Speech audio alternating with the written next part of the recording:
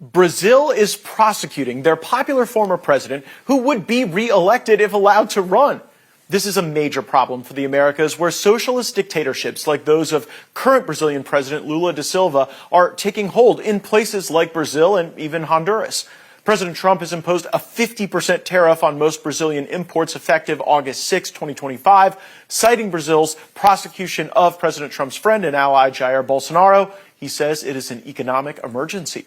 The prosecution has emerged as the crazy Brazilian Supreme Court Justice Alexander Moraes has acted like a dictator of the country. Months ago, Jair Bolsonaro's son made the case on our program that he should be sanctioned. So what Alexandre Moraes is doing is he's invading the U.S. jurisdiction, just like the prosecutors of the ICC, Karim Khan, did when he tried to jail Benjamin Netanyahu. So as President Donald Trump sanctioned with OFAC sanctions this prosecutor and his team of investigators, we think that the same thing can happen with Alexandre de Moraes and stop the justice of the Supreme Court from all of this persecution.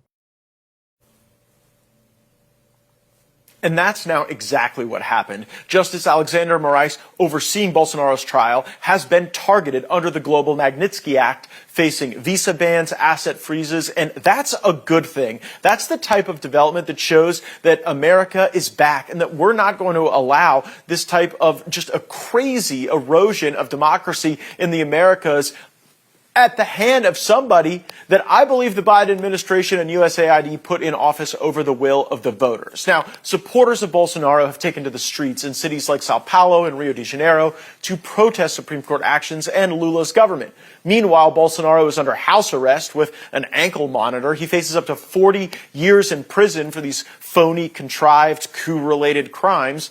Despite legal restrictions that are barring him from running for office, he is still saying he intends to run in 2026.